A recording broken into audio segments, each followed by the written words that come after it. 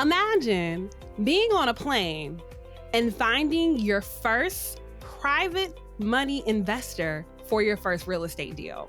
On this week's episode of the Aid to Assets podcast, my guest did exactly that. Learn how she raised $100,000 in 27 days by a stranger she met on the airplane while traveling. And it launched her career as a real estate investor. And over 3 years later, she has more than $1 million in real estate in her portfolio. You don't want to miss this episode of the Aid to Assets podcast. Welcome to the Aid to Assets podcast, the ultimate podcast for aspiring real estate investors. I'm your host, Tiffany Watson. Join me as we discuss real estate investing for 9-to-5ers. We'll talk about everything from money mindsets and property ownership and different strategies you can use to invest in real estate. I want to empower investors, especially those of us who are working full-time, who want to navigate the world of real estate, uncover the secrets to building wealth, generate passive income to achieve financial freedom. Equip yourself with resources from experts, practical tips, and step-by-step guides on how to kickstart your real estate journey. We'll also hear from 9-to-5ers who started to build their own portfolios, what they did and how they did it, so you can do it too. Tune in and transform your main job into your biggest silent investor in your real estate investment business. This is your Aid to Assets. Hello, everyone, and welcome to another amazing episode of the Aid to Assets podcast. I'm your host, Tiffany Watson, where here I get to interview current and former 9-to-5ers who have made the pivot into real estate investing and the professionals that help them do it. And I am so excited about my guest today because, y'all, she gonna tell us how to get the money. We hear so often about OPM, other people's money. This lady has mastered it. So go ahead. Y'all know how we do around here. Get your notebooks, your journals, whatever you're using, because note takers are move makers. Tell us how you doing today? I'm doing well, Tiffany. Thank you so much for having me and your audience for having me. I'm just excited to be here and share my story. I am so excited. I cannot wait. Y'all go ahead and hit that like and subscribe button because you don't want to miss this. So before we get started and all the good stuff, one of the things that we like to start our show with is receipts. So why don't you go ahead and tell the people a little bit about you, your portfolio, and why they don't want to miss anything that you're going to drop on us today. Well, I'll say this. I was that 9-to-5er. I was that corporate employee who was stuck to my job, having to ask for vacation days, just like all the things.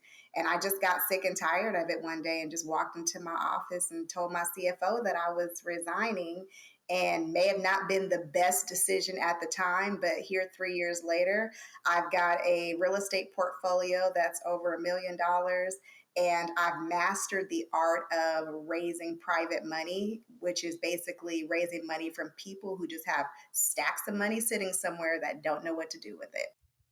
I love it, y'all. So I just want to make sure that y'all hear that from the rip. 3 years in, $1 million portfolio, and we get money from strangers to do it. So, talk to me, because I want to jump into, before we even get to all this magnificence that you are, what was 9-to-5 like for you before you got started? What were you doing? What were you working in? All that good stuff. So I'll say this. I came from a family that I was the very first individual in my immediate family to graduate from college with an MBA. I graduated with my accounting degree, and just like a lot of us, we're just like, oh man, once I have my degree, I'm going to get that career and I'm going to be set. I'm going to be making over $100,000. Like, I get to buy my house, all the things, right? These are all the things that society says is a success. So I did all those things. I went to college. I got the corporate job. I made the 6 figures. But at the end of all of that, I still was not fulfilled internally, and I still did not own my own time. And so when I decided that, well, as this corporate accountant, it kind of made me to where I was stuck to my office. Me and my husband were working and we were missing each other almost every day. He was a full-time truck driver. I was the director of accounting for a school district. And so when I would leave for work, he was just coming home. And so it was just like, this is my best friend. We've been together since eighth grade and we don't even get to see each other. Like, this is not what we signed up for. And so we both just had a conversation and we decided, you know what, we're going to go ahead and just take the risk. And we both ended up quitting our jobs, which I do not advise. I do not advise everybody to just up and quit your job, because I'll tell you guys, we thought we had a plan, but we did not have a plan. We winged a lot of it. But I will tell you, though, that the freedom that comes with not being shackled to a 9 to 5 is what really propelled us into like, okay, we're going to do this thing and we're going to take it seriously. Whatever bumps in the road, whatever hard times we have to face together, we're going to do it together. We're going to ride this thing out. And so that's pretty much what we ended up doing. So I know a lot of people, especially ones that look like me, your families are probably going to be like, why would you leave your cushy job where you've got your retirement and you're getting that monthly income guaranteed? And for my family, that was their response too, because they were like, Tilisa, you were the one in the family that did it. You did all the things. And now for them to see me walk away from the successful career, everybody was extremely confused. And a lot of people started pushing their own fears on me. And so I had to do something very difficult, which is I had to cut off every single person in my family. When I see every single person, my mom, my sister, my dad, my cousins, my aunties, the only people that had access to me were my kids, my husband, and God. And for about a good year, that's all that it was, so that we could focus and we weren't fazed by other people's fears and doubts about what we were doing. Wow. There's so much that I can't wait to unpack here because one of the things I think oftentimes our community tends to find themselves facing is when they have this shift of this way of life that they want to live, this freedom that kind of goes against the norm of what we've been told, exactly what you said, go to college, get a good job, and then you sit there and wait. When they decide that they want to shift from that, it can be very lonely. You can feel crazy, like, what am I? Who told me I could do this? And so I love that you mentioned that because it's not personal. Our family, they mean well, and they don't often realize that they are putting their fears and doubts on us. And then we end up carrying it. Girl, oh my goodness. And it just kind of reminds me, I can't remember where I heard this at, but it was basically a scenario where a young girl was telling to one of her friends, hey girl, I'm about to go to nursing school. I'm about to become a nurse. These are my class schedule, all that. And her girlfriend says, girl, how you gonna do all that? You got your kids. Like, how are you gonna be able to go to school and do all these things? And in that moment, she was like, girl, yeah, you right. What was I thinking? And end up not doing And just it. that quick. Just that. These are people that love you and care about you, but they don't understand that their fears can stop you from doing what God has already told you that you were destined to do. Absolutely. Absolutely. Now tell me, because one of the things that I love learning about you is that you were an accountant, because I was reading this article recently and the top two careers of real estate investors, the first were engineers and the second was accountants. Really? And yes, so fun fact. So I love wanting to know, what was it about real estate, of all the things that you decided that you could shift to and use your gifts and skills? What was it about real estate that attracted you? It was passive. And when I was 25, when me and my husband were 25, we built our first residential home from the ground up.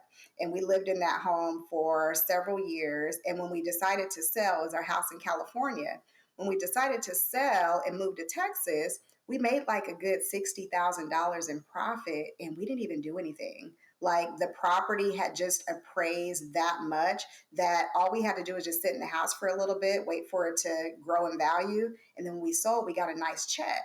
And I was like, that was easy. That was way too easy. And so I kind of already always had that in the back of my mind since I was like in my late 20s, that if I were to do anything, it would have to be real estate, because I know that that's easy money. It might not be simple, but I know it's easy money. And so that's kind of where I kind of had that mind frame that I wanted to get into real estate. Got it. Love it. Okay. So talk to me about this pivot, because you made a hard pivot. We were at work one day and then we said, you know what, Lord, this ain't it. I'm out of here. What was that? How did that transition start? Let's go there first. So it really started with during the pandemic, everybody was able to work from home. And so when I had the ability to work from my kitchen table and conduct business, I felt like I was so much more productive. I felt like people weren't just wasting my time. I mean, I was that director where everybody wanted to come into my office because I'm kind. I'm kind of like a counselor in that way. And so there'd be times where I'm like, I got to get work done, but people come into my office and they just want to talk, right? And so when we were remote, it was like, man, I was working so much more efficiently. And then the day came where they were like, okay, everybody, time to come back to work. And I was like, ooh, this is difficult. Like, I've been home for like 3 months, And so when we started going back to the office, there was just this feeling of like, I do not want to be here. I would pull into that parking lot and my stomach would just be sick. And just knowing that, man, prior to that, I was able to take a lunch break at home and go on a walk with my dog and then just come back casually. It was just like the freedom. Getting a taste of that freedom is what was like, you know what? This is worth exploring a little bit more. And so, pretty much, me and my husband, once we were told that we had to go back to the office, we had started to say, okay, you know what? We like this so much, and we like the time that we've been spending with our family. My daughter, she was, I have a 19-year-old daughter. I know it doesn't look like it, but we At were teen all. parents. My daughter at the time was being bullied at her high school, and she had dealt with some depression and everything. And I was just missing all of these things. And when I was at home during COVID, I just felt so much more connected to my kids. I felt like I was more involved in their lives, and it just made me feel better. And so we started to create a plan to basically exit, which was, okay, this is what we're going to do. We're going to quit our jobs. We're going to pull all of our money out of our retirement accounts. We're going to sell our house, and we're going to take this money. We're going to live off of it, but then we're also going to start investing in real estate. And we did just that. So I was telling you earlier, one day I just came into the office, and actually it was the day of my evaluation, and my CFO, she says, so Tilisa, what are the goals that you have for your team this year? I'm always so excited to know what goals you have for your team. And I was just like, I don't have any goals, Diana. I didn't bring any goals. And she just kind of looked at me like, why are you not prepared? And I was just like, I'm actually going to be resigning. And her eyes were like so big. And she was like, what? It just completely threw her off. But I just told her, I was like, I'm not going to leave you guys high and dry. I'm going to give you guys 3 months. Like, I had been creating a plan for probably like 6 months prior to that. So I hired this woman named Erica. I had met her at a conference at one of the district events. And I knew that she was very capable of doing my job. I knew that she had the experience. And so I needed to get her into my department so that I could start training her. And this is how God works. My current accounting manager, who she and I really kind of butt heads, she ended up having to retire early. And so now I had this vacancy, an accounting manager vacancy. And I was like, oh my God, I have the perfect person to put into this position. And I could not remember her name for the life of me because it had been about 7 months since I had seen her. And one day I was in the shower and her name just popped in my head, Erica. and I went to my phone and I typed in the little search and I found her and I texted her and I said, "Hey, Erica, this is Tilisa, director at Capel ISD. I don't know if you remember me." And she was like, "Of course I remember you." And I'm like, "Oh my God." I'm like, "Would you like a job? I know that you're the current accounting manager at Cedar Hill ISD, but I would love for you to come and work for me."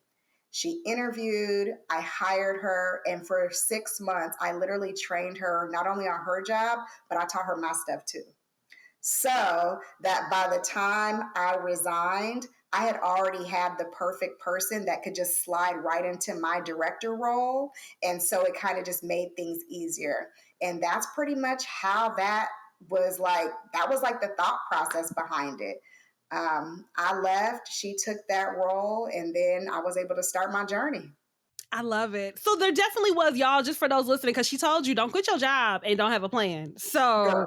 she told y'all that. So there were things that she was putting in place, because something else that I always tell folks is we can't expect God to bless us when we leave people high and dry and we don't treat them well, even on our way out. Ooh, if you can say that again, because I promise you, the way that you leave people, the way that you treat people is a direct indication of what's going to come back. I highly believe in karma. I believe in whatever you put out, that's what you're going to get back. And so be tactful when you leave. Leave in good grace. You know, the superintendent at that school district called me personally and said, "Tilisa, if you ever need anything, if you ever want to come back, if you just want to come back as an independent contractor and come and speak to us, we would be happy to have you and pay you." And so it's just like, you leave that place with a good reputation, so that way you never know when you might need them again. And I always advise that. Leave people just as good as when you got there. That was powerful. That is absolutely powerful, because it talks about just a stewardship. And especially when we are stepping out into our own, we have to be good stewards. But that also means being good stewards over what we are leaving, what God used to give us stewardship over as He is shifting us into something new. Absolutely. Absolutely. Yes. Okay. So let's talk about this money now, because we gave up the W-2. And so usually that's always one of the things that people say is the most beneficial. If you want to get started in real estate investing, we talk about it a lot on the show. You have this W-2 income. And so make your boss your biggest silent investor. But you said we doubled down and we going all in without that. How did we get into the game? Whew, girl, I'll tell you this. It wasn't easy. We hit a lot of downfalls. So I told you guys, we pulled our money out of our retirement accounts. We sold our house. And at the time, we had decided that, you know what? We are going to go ahead and start our first Airbnb. And so, you guys, we used all of our own money, which at the time I didn't know that you wasn't supposed to use your own money when you're invested in real estate. But we did. And what ended up happening was, after I would say about 8 months of leaving our jobs, we were broke and our credit score had gone from like a 700 credit score to like a 500 credit score, because we were maxing out credit cards trying to live and trying to sustain a business. And so, one thing that I always advise to people is never, ever, ever use your own money to invest in real estate, because it's going to leave you in a tight spot. You're never going to be able to scale. Your money is limited.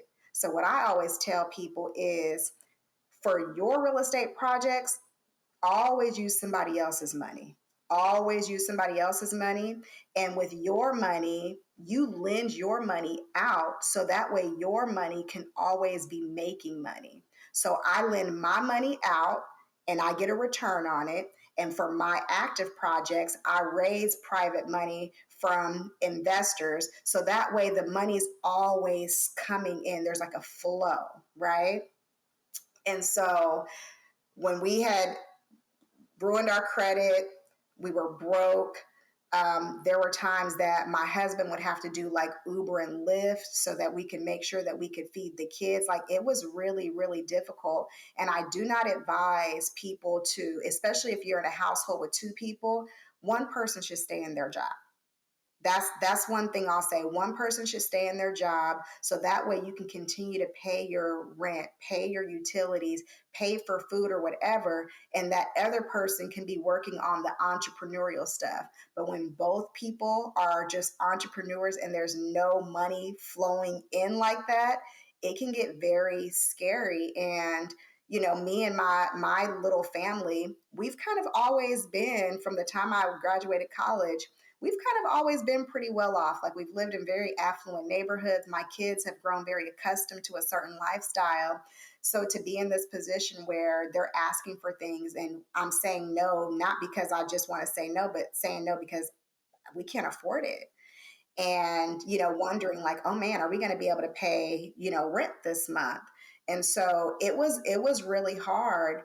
And there were a lot of times where I had to kind of second guess, like, did we make the right decision? Times where I was in the bathroom just bawling my eyes out, like stomach wrenching, like, Lord, what did I do? Like mourning my job, mourning, like I went to college, like I have an MBA and I am sitting here broke. Like it was like one of those things that you literally have to mourn the old things so that you can come into your newness.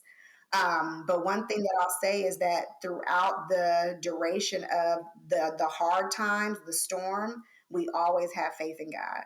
And I just said, God, I know that if you put this idea in my mind, you are not going to leave me. You are not going to allow me to fumble what you've already I've already imagined it. I've already seen it in my mind. And so just that small mustard seed of faith in that God, this is God's plan, that's what kind of held us through. And every single time it was like something, oh man, like we're about to be evicted or we're going to have to go to bankruptcy, or every single time something like that would happen, right at the brink of the moment, God would show up and I'll be like, oh my God, and he would save us.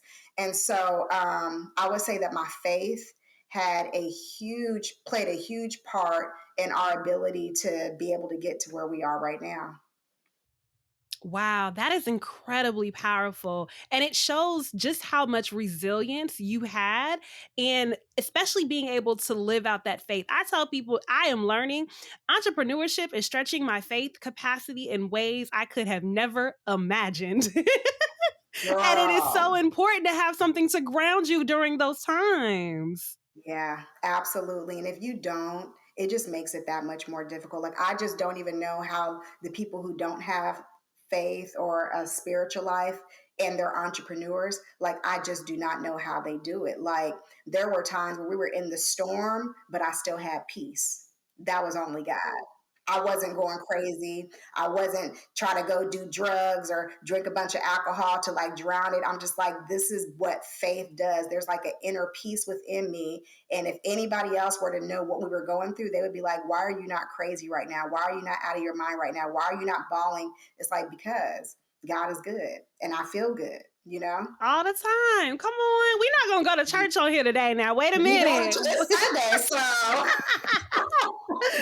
Okay, so then talk to us about the pivot. What was the moment where the shift happened and you went from, putting money on credit cards just to maintain life, let alone business? What was the shift that then you saw, wait a minute, I think I see fruit? Yeah. So one thing that a lot of people have been telling me was like, Tilisa, you've got to get into a mentorship. You've got to get into a coaching program because trying to do this on your own is extremely difficult. And so when all these coaching programs are like, they're thousands of dollars. And I was just like, I don't know which coaching program to do. Everybody says that they can help me find money. Everybody says that they can help me find a property. And then when you dive into it, oh yeah, they can help you get a hard money, but hard money still requires you to have a certain credit score, and hard money still requires you to have a certain amount in your bank account. So I was like, that still don't work for me. It still does not work for my current situation. And so God, the algorithm. One day I was scrolling through Instagram, and I seen this lady. Her name is Amy Majori, and she was talking about how you could raise money from complete strangers to fund your real estate deals. And she was like, you don't have to ask family, you don't have to ask friends, you don't have to use hard money. And I was like, oh, I need to learn from her. This is the girl that I need to learn from. And so I looked into her coaching program, and at the time, we were still really tight on funds. And her coaching program, I think at the time, was like close to like $8,000. And I was just like, oh my goodness, how am I going to do this? And I say this, and this is very sensitive, but my daughter at the time, who was, I don't know, I think she was like 16, she had been working and she had been saving up all her money. And she probably had close to like $10,000 that she saved up. And I said, hey, I said, Nehemiah, and this is hard, you guys. I told my daughter, I said, hey, there's this coaching program that I really, really, really want to enroll in. It's going to help us to propel our real estate investing and help us to raise money so that we can start buying properties at scale. And I said, would you allow mommy to borrow $5,000 and I will pay you back, your money plus interest? And so she says, okay, mommy. I'm like, oh, my baby. So anyways, I know for moms, especially Black moms, the last thing that we want to do is borrow money from our kids. Like my 16-year-old, what? You have to imagine, like, this is hard. I want her to be able to save her money. And so anyways, I borrowed that $5,000 from my daughter so that I can basically put down the down payment for the course. And I enrolled in the course, and I told myself, I said, Tilisa, you take this course, you have better thrive. You better take this thing seriously. You better be the most active participant in this course because you've got to pay your daughter back, right? And so after the first module, I went through and I said, oh, I got this thing. I got this. And only 27 days after enrolling in that course, I raised my first $100,000. Hold on. First of all, wait, y'all, go ahead, hit that like and subscribe button. And then while you in the comments, just go ahead and put 27 days. Because I'm not even a betting woman, but I will bet money. Every single person in the sound of my voice has 27 days. Because there's so much. Because one, you're absolutely right. I love the fact that you told your daughter, not only am I going to pay this money back, but I'm going to pay you with interest. Because she's a lender. She started being a private money lender at 16 years old. Let's instill that in her now. Okay, you can do this, right? So let's start there, Mom. Yes. Shout out to you. And then though, that urgency, it's going to hit different because that's your baby. And so my coach, Dr. Darius Daniels, says if your why doesn't make you cry, it's not strong enough. Ooh, girl. Right? And I know that had to fuel you because in less than 30 days, $100,000? Please tell me how you did it. Talk to me. Oh my goodness. Okay. So one thing that I learned when I started this coaching program is that every single person that you see when you walk out your door is a potential private money lender. And the way that shifted my whole mindset, because before I was like, I have to know people that have money. I don't know people that have money. I don't know lawyers. I don't know doctors. I don't know these people. I learned that you don't have to know people that you think have a lot of money. A lot of the times, regular people are sitting on cash and they have no idea what to do with it. Somebody may have been working at a job for 20 years and then they moved on to another career and they've got a pot of money sitting in their old retirement account. They don't think that they can use that money until they're 65. They can't use it for themselves. But what they can do is they can roll that money into a self-directed Roth IRA.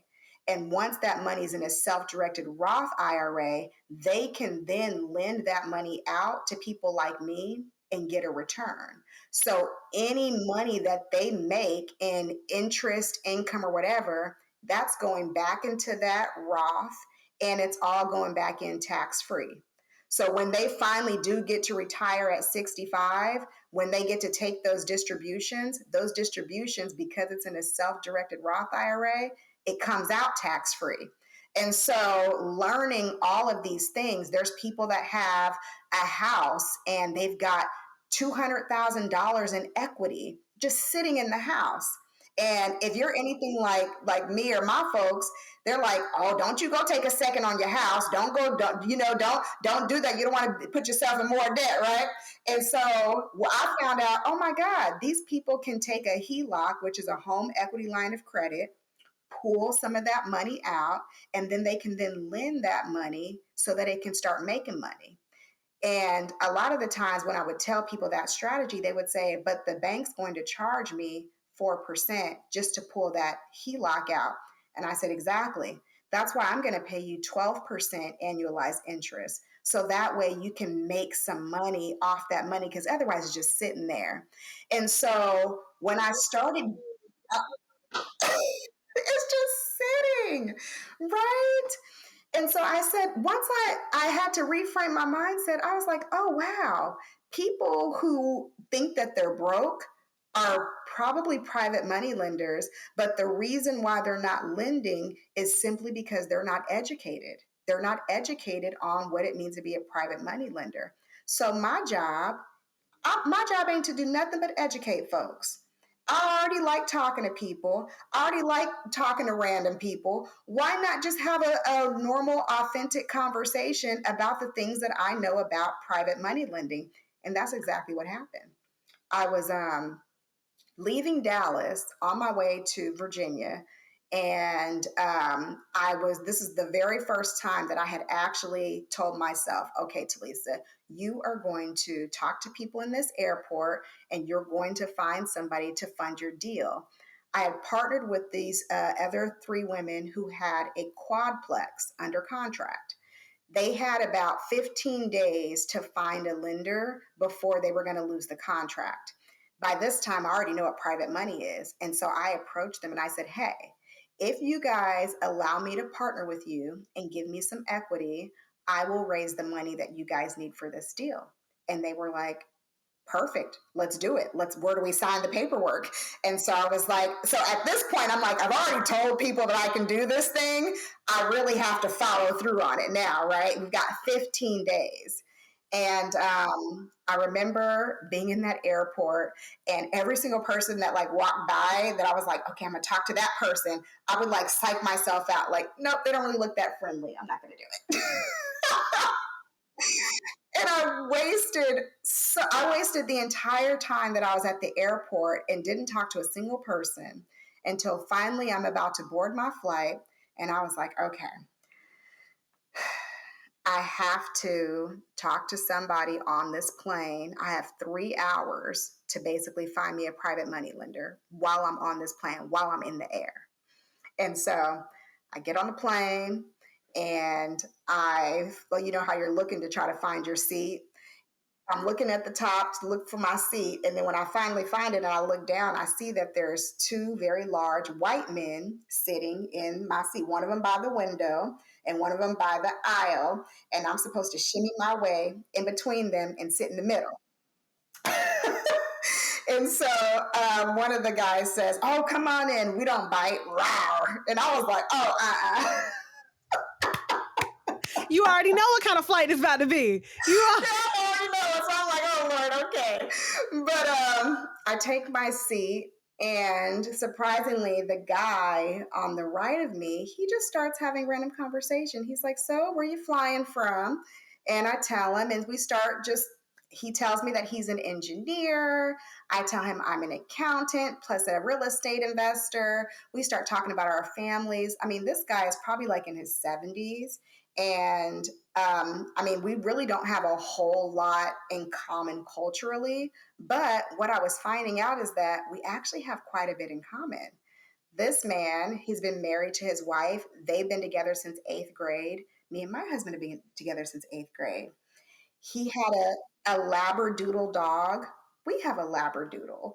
And he has a son and a daughter who were like my age. And I have a son and a daughter. So there was like a lot of synergy. And he says something. He says, yeah, you know what? I do a little fix and flipping here and there. He says, but I'm really looking for a more passive way to invest. He says, I'm getting older and I just don't have the energy. And I said, really? Well, guess what? And I literally got chills. I'm like, oh my God, this is my opportunity. Here we go. Yes.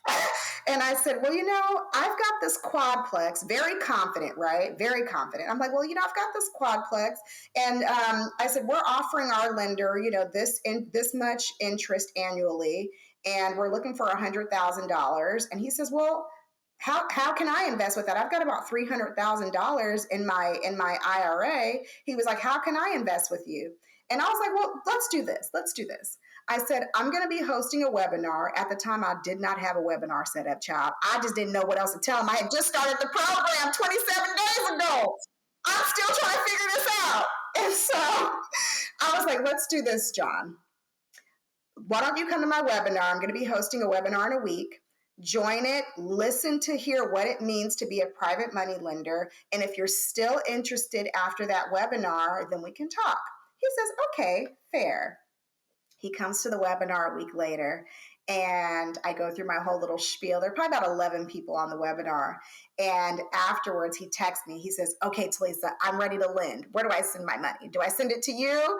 And I'm like, no, you don't send it to me. The money goes to the title company. You never send me anything. Y'all, first of all, I don't know if you caught that he said he was an engineer. Didn't I just tell y'all top 2 engineers and accountants? Look at that. Look at that. Look at that. But so we're gonna roll back to that self-directed IRA in a second because you sped past that and I don't want folks to miss that. So we're gonna stick a pin in that. But y'all, your next partner can be sitting right next to you, and if you don't open your mouth, you'll never know. You'll never know. He just offered $100,000. He met her on the plane the week before. I just really want that to sit in with y'all. And let's keep it we humble, open, and transparent around here. He offered this Black woman he just met on the plane. You heard what she said. This older white man that she had just met. He offered her $100,000, y'all. Do you hear what's possible? Hey y'all, Tiffany here. Are you looking to purchase or sell real estate?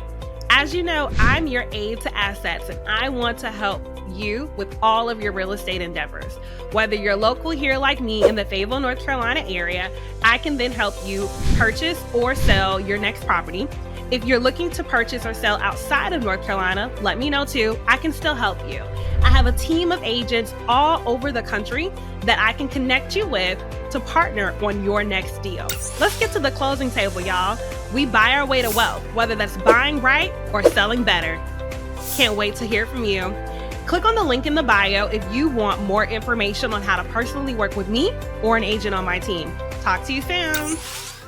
It's crazy. It's so crazy to say out loud, especially when you come from a mindset of the only way that I can get money is I got to get a loan. I got to go to the bank. I got to do this. You never even think about the person sitting next to you lending it to you. You never even think about it. And then I'm like, oh my God, he don't got to run my credit. He's not asking for bank statements and paycheck stubs and asking about my employer. He is asking, what kind of return am I going to get on my investment? That's it. So now I have to ask, because you told him on the plane, come to my webinar next week. So then you had to create a webinar. Girl, let me tell you how I did this, okay? Literally, after the airplane situation, we met weekly for our coaching program, Amy Majori's coaching program that I signed up for. So in our next coaching call, I was like, hey guys, great news. I met a guy. He wants to be a private money lender. He wants to lend me $100,000. I told him I was going to invite him to a webinar, but I really don't even know like how to structure it, and I really need help. Do you know that 5 other people in my coaching program who are experienced investors said, Tilisa, we will join your webinar. We will be on there. We will co-sign for you. We will speak on your behalf. If anybody asks any questions that you don't know, we will happily fill in, but we're going to be there to support you, and we're going to be your team. And it was literally within like a week's time. I just asked everybody to just send me a quick bio so I could put this presentation together. And that is literally the power of mentorship, you guys. You have a community of people that are willing to ride for you. They want to see you succeed. And that was the game changer right there. Wow. And that's because we tell people often get in the room. And I think in this world of social media, sometimes get in the room has just meant get in a room and take a selfie. And people have no idea that in some of the mentorships that I have been a part of, we joke often in one particular group, these are the most expensive friends I ever bought. But I love them. I love them. They hold me down. Like y'all have met many of them on the podcast. They were some of my first guests because they were like, Tiffany, you gonna do this? You interviewing me? What's up? And so you don't realize the proximity that you put yourself in when you invest in these masterminds, in these communities. And that is where so much value lies. Oh my gosh. I wish I would have done, if I could have done anything sooner, I would have gotten a mentorship. Like when we had sold our house and we pulled our money of our 401k, we probably had about a good $80,000 to work with. Now, thinking back on it, I would have spent $8,000 on a coaching program. And then I would have taken the other, 72,000, and I would have invested it as a private money lender. I would have given it to an experienced investor so that they could have been putting my money to work. So that way, as I'm learning, my money is working versus me trying to learn from falling and bumping my head, and now I'm broke and all this stuff. It's like, if I could do it all over again, coaching would have been the number one thing. Oh my gosh. I love it. I love it. Okay.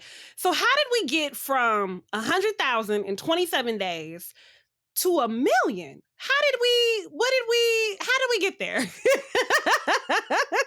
So it's kind of like riding a bike. Like once you take off the training wheels and you start riding, after that it's like, oh man, I can ride my bike anywhere. And so at that point, I had just started having conversations with everybody that I encountered. And you can always tell somebody who's interested in being a private money lender and somebody who's not. And I started to learn the two. So if I was having conversation with somebody and I was telling them about private money and the deals we get and all that stuff, and their response was like, oh, okay, yeah, that's cool. That's probably not my private money lender, because my private money lenders would always say, oh, wow, well, how can I invest? And that is what you want. I never have to ask for money, Tiffany. I will present a lending opportunity, and that opportunity, I'm putting it out there to a bunch of individuals, and I'm going to take the first person on a first come, first served basis. So I never ask for money. I present you with an opportunity to make your money earn double-digit returns, and that's huge, right? Because I think that when you have the mindset of, oh, I'm asking people for money or I'm begging people for money, that energy comes off of you. You know, 100%. Like you have that person who's always asking for money, and they just kind of have that energy about them, just like, that salesy energy. Absolutely. Exactly. Absolutely not like that. And I never put pressure on people. So like, we're closing another deal next week. And come on. And my private money lender that I thought was going to be my private money lender literally just 2 days ago said, you know what, Tilisa, I'm really tight and I'm just really strapped. And I know I said I was going to be able to lend on this and I feel so bad, but I just can't right now. And I said, no worries at all. There's like 10 other people who are like waiting. We got a bitch. Is they ready to get in the game? Come on. No, the very same day, I had another private money lender secured. And it's just like, it's literally that easy, you guys. Once you learn, it's really that easy. Wow. Okay. But now I have to make sure we go back because there's basically two targets we have here. So we have those who are sitting on this money. And so I mentioned a lot of our listeners, they're 9-to-5ers. And so many of us have 401ks, especially from previous jobs. I know me, I can talk about me and tell my business. I'm going to leave a job and get a different one because you can't promotion, that little raise is not going to outpace what you're going to give a new employee. So you talked about how we have old 401ks, we can move that over into a self-directed Roth and we can actually be earning money because y'all know, we talk about this on the show often. The bank is not helping you grow your money at all. We know we were taught to save and that's true, but that's like baby step number one. And so now we're trying to keep moving up. And so we go from saving to investing. And I don't know if y'all caught this, but I want to make sure we bring it back. She said she giving out double-digit returns. Okay? Double digit. Your money's making babies and making more money for you, just like it would be doing in the bank. Because I know me, we like to see our money in the bank and just know it's there. But it's also earning like 0.4% interest. So talk to us a little bit more about that. Come on, accountant, teach the people, why is that so helpful and how do they actually do that if that's something that they want to explore? Yes. So one thing that I like to look at my money, like I like to look at my money like they're little men or women, whatever, but they're supposed to be out there working and bringing me money back. So if either somebody got to work, either I got to work or my money got to work. I'd much rather put my money to work, right? So just like you said, Tiffany, we've all been indoctrinated to save up your money, not realizing that the value of the dollar is constantly decreasing. So matter of fact, I had a private money lender like 2 weeks ago. She was telling me, she was like, Tilisa, she was like, I've got like $100,000 sitting in my 401k. She was like, I think I only made like a couple $100 in interest this whole year. Girl, the hurt be real. It's so like, are real. you serious? And she was like, yeah. So I'm just going to just do a little bit of math for you guys really, really quick. So she had $100,000 sitting in her account. It only made a couple $100, right? Once I told her you can earn 11 to 12% interest on that money, she was like, well, how much would that be a year? So let's just say at 11%. At 11%, she would have made $11,000 on that $100,000 had she lent it as a private money lender.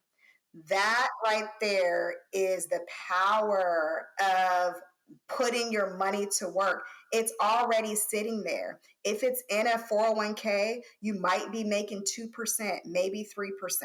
If it's sitting in a bank, you're making less than 1%. Why not invest that money as a private money lender? Because one, you get protected, secured, and insured. And what I mean by that is you're protected by a promissory note. That promissory note states the terms of our agreement, and we both sign that promissory note. That promissory note gets notarized. That is going to protect you. We also give you a deed of trust. So you have a lien against the property so that if I stop paying you, or let's say that during construction or something happens, like you've got a lien on that property, just like if you had a mortgage, your mortgage company has a lien. So if you stop paying your mortgage, they can come take your house. You can come take that investor's house if they don't pay you. That's your protection. Also, you get added to the insurance so that during construction, maybe there might be a storm or a tornado or a fire or whatever. The insurance knows that your private money lender is first to be paid in the event that they pay out a claim. And so you have all these protections. And I tell people that you don't have that sort of protection in the stock market. If you invest in a stock and the stock doesn't do well, you don't get no promissory note. You don't get no recorded mortgage, deed of trust. You don't get no insurance. It's just like, oh, you lost your money. I don't know what to tell you. And so having all of these protections backed by a real estate asset, it's just like, why wouldn't you? You know? And so, yes, if you have money in an old 401k account and you've left your job, because the thing is, if you're currently working in that job, a lot of the passive custodians, which is like your Fidelity, your Merrill Lynch, Ameritrade, all of those, Principal, a lot of Vanguard, all them, that. yes, Mm-hmm. they will not allow you to invest in anything except for whatever stocks that they're going to be investing in. And a lot of the times, if you're still working there, you can't even roll that money over to a self-directed IRA. But if you've left and that money is just sitting in that old retirement account, oh yeah, you can roll that money over to a self-directed Roth.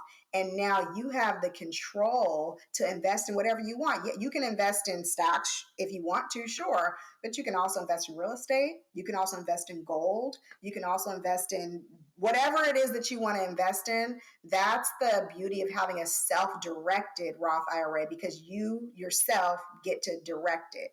Fidelity's not telling you, oh yeah, we invested in Coca-Cola, we invested in Uber, we invested in this. Like, they tell you what they've invested in. You have no say so. That's the difference. Absolutely. Now, what's the process for those who may not be familiar? And y'all, this is not an accounting show. We're not giving advice. So you need to go talk to your personal CPA for your situation. But just generally, if people wanted to research more, what's the process for them wanting to move an old 401k to a self-directed one? Roth 401. You know what? I actually have a company that I use. They're called Directed IRA. And Tiffany, if you want to, we can add his information to the show notes. My guy, his name is Jeff Minnick. You guys can book a call with him, but it is literally as simple as booking a call with Directed IRA and telling them your situation, and they will let you know which account is most appropriate for you. At that point, it's a very simple process. Some of you guys have taken loans from your retirement account. You've got to fill out a form, a withdrawal form. It's a very similar process. You fill out this form, you let your current custodian, which is like the Fidelities or whatever, you let them know where this new money, where the money is going to. And your old custodian and your new passive custodian, which is Directed IRA, they really do all the work. You just got to sign the forms, and that's pretty much it. Like, it's very simple. Absolutely. It is super simple, y'all. And so don't let the fear of never doing a process stop you from even researching and investigating the possibilities for you. Okay, so that's the person who they have this money, they want this passive income. Now, talk to me on the flip side, the person who was considering they want to get into real estate investing and they want to raise private money. You're an accountant. So most accountants that I know don't like talking to strangers. And yet here you are asking people for $100,000. How do we build that confidence to be willing to have, and money is taboo for a lot of us. We do not like to talk about money. So how do we build that confidence to be willing to not only talk about money, but to present opportunities for people to invest in projects that we're working on? Yes. So the first thing that you have to identify is, what is your exit strategy going to be? What are you going to be buying? Are you going to be buying properties so that you can rent them on Airbnb? Are you going to be buying ugly properties and then fixing them up and then flipping them? Or are you just going to buy properties where you just put like one tenant in for the entire year? You need to figure out what your strategy is first. Once you understand what your strategy is, then you need to figure out, okay, how much is this going to cost? So for me, I don't know how many people on here are familiar with creative finance. But basically, For me, if I'm going to buy a property that's $300,000, the only money that I have to come up with is probably like $50,000 to $75,000 to close that deal. Because for me, I am either one, I'm taking over somebody else's mortgage because for some reason they were not able to pay their mortgage. They're about to go to foreclosure, and I'm going to swoop in, take over their mortgage, and I'm going to give the sellers maybe $10,000 so that they can move on or whatever, right? So I know what my strategy is. So because I know what my strategy is, then I say, okay, well, what are my expenses? So I figure, okay, well, I know I'm going to have the mortgage payment. The mortgage payment that I just took over is $2,200 a month. Plus, I know I'm going to have to pay for water, utilities, yard. And then if you're a smart investor, you're going to put money aside for maintenance and repairs. And you're also going to put money aside for capital expenditures. And I'll just really quick, capital expenditures, the HVAC system goes out, the roof caves in, you've got money set aside to where you can cover that. Maintenance and repairs, the toilet gets clogged, a light fixture is broken, you've got that money to where you can have somebody come in. That way it's not eating away from your profit, right? So I figure out what are my expenses, and then I come on the other side and I say, okay, how much money do I anticipate on making on this property? And so some of my properties, I rent them out to women who have been domestically abused, who need a place to stay. And they're like in a shared rooming house. So they may share a room with another lady. And I will charge them anywhere between $700 to $800 a month to live in the house. And so I figure, okay, how many women can I legally have in this house? So if I legally can have 7 women or 8 women, and I times that by the $700 a month that I plan on charging them, then I can figure out what my revenue will be. So once I know what my expected revenue is, and I know what my expenses are, I then see, okay, what is my actual profit? Now that I can see my actual profit, I know how much can I actually afford to pay a private money lender. So for instance, if my profit is $3,000 a month after all expenses, and I'm borrowing, let's say, $50,000 from an investor, get my calculator out really quick. If I'm borrowing $50,000 from an investor and I'm going to pay them 12% interest annualized, that's $6,000 a year, which is $500 a month. So if my net, which is what I bring home after I've paid all my bills, is $3,000, I know, oh, I can pay my private money lender 12%, another $500 a month. That now brings my profit to $2,500 a month. And so when you know the deal, you know your expenses, you know your revenue, you can confidently talk to somebody and say, this is the deal. This is what my expenses are. This is what my revenue is. This is what your cash on cash return would be if you were to invest in my deal.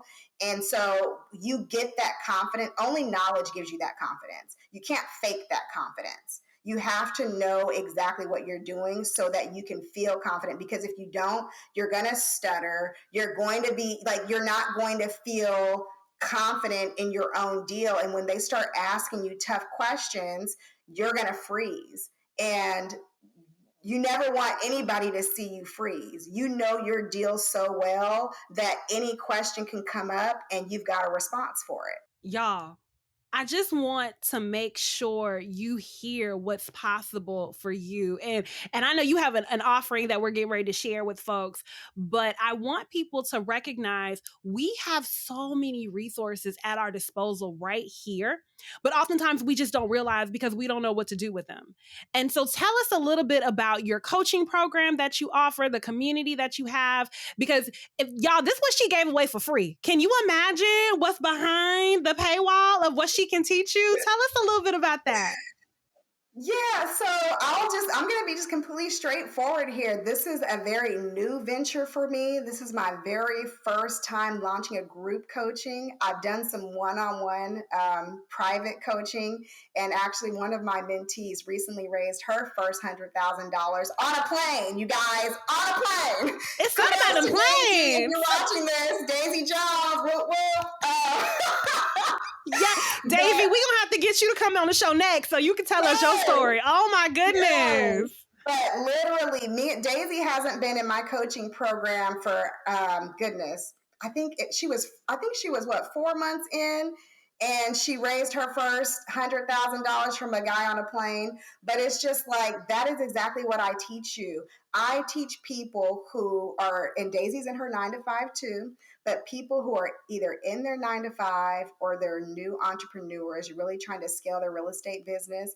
I teach you how to raise private money for your own deals, and I bring you from A to Z. Exactly the exact same way that I did, going from a 9 to 5 now to over $1 million portfolio, cash flowing enough to where me and my family get to have financial freedom and live anywhere and be anywhere. And it is a 2-month coaching program. We're going to meet once a week. The coaching program starts on June 3rd. I'm going to keep it kind of small and intimate. So at first I said I was only going to take 10 people, and then there's more people that added to my list. So I'm only going to take 15 people. That's it. I got to cap it at 15 because I want it to be intimate, and I want it to be small enough to where I can service everybody in their individual journeys. And so it's $1,597, you guys, which is not bad. $1,597 for the 2-month coaching program. And by the end of your 2-month coaching, you should have raised at least your first $50,000. So everything that I learned during my journey, everything that I taught Daisy within the last 5 months, I'm literally like shoving that all into 2 months, because there was a lot of things that we really didn't have to do, or things that I'm like, oh, okay. So I'm like condensing it down. So if you've got 2 months where you can just be fully dedicated and you're willing to kind of put yourself out there, in 2 months, you guys can own your first real estate property and be cash flowing. And one property is not going to make you rich, but one property is going to be like that stepping stone that makes you feel like, oh man, like it's just like riding a bike. Once you take off those training wheels and you start riding, you get used to it. You're like, oh, I can do this. And you just start buying property after property after property. Y'all, that's absolutely amazing. The link to that will be in the description box. So definitely, if you are interested, tap in. Y'all heard what she said. She's only taking 15 people. And so you want that for me. I'm talking for me, the introverts in me. The big mastermind, you can get lost in the crowd. And so I love the small, intimate spaces where you can get the personal, individualized attention that you need, because real estate is a very personal contact sport. And so your situation is just going to be very different, and you want a tailored strategy for that. So definitely check that out if you're interested. Tell us where people can find you on the social medias and your website and all that good stuff. Yes, so very simple. My name, Tilisa Stubbs, Tilisa Stubbs. You can find me on Instagram at Tilisa Stubbs. You can find me on Facebook, Tilisa Stubbs. And if you want to go to my website, it's just herinvestments.org. That's the name of my company, HER, which stands for Home Equity Real Estate. Which is just to empower all of us ladies to get out there, acquire this real estate. It's not a guy's game only. This for us too, honey. We doing it. Yes. Okay. Now, last question before we go. I always like to ask my guests, when you think about, a year from now, maybe 3 years, what's going to be true when we look back at this recording? What's going to be true for you and your business? In the next 3 years, I will have housed at least 300 at-risk individuals that would have otherwise been homeless, and individuals who would have otherwise been living in toxic environments. That is something that in the next 3 years, I'm going to be able to say. And then I pray that in the next 3 years, I will be a resort hotel owner, because that's also on my wish list. And so, yeah. But other than that, I just know that in 3 years, I'm still going to be serving God. I know that much. Amen. Come on.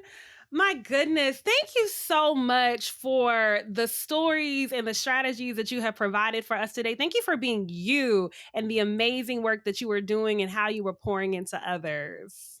Thank you, Tiffany. Thank you for having me. And I hope that I was able to provide value and that you guys gained something from this. Get out there, start raising money. People are just people. We're all the same. We're all going through something. And guess what? Everybody's trying to find a way to put their money to work. Why do you think you see all these people that are like, oh, I'm going to put this much into Bitcoin so I can earn this much, or I'm going to do this? Everybody wants to put their money to work. But who's actually offering protected, secured, and insured backed by a real estate asset? That's what's going to make you different. I love it. I couldn't have closed this out any better myself. Y'all, this has been another amazing episode of the Aid to Assets podcast. Be sure to hit that like and subscribe button before you leave so you never miss another episode. Until next time, see you at the closing table. Bye. Thank you for tuning in to another insightful episode of Aid to Assets. Remember, your journey from 9-to-5er to successful real estate investor is within reach. Keep learning, keep growing, and keep investing in your future. If you'd like to know more, connect with me on Instagram at Aid to Assets. Don't forget to subscribe, rate, and leave a review. Until next time, happy investing.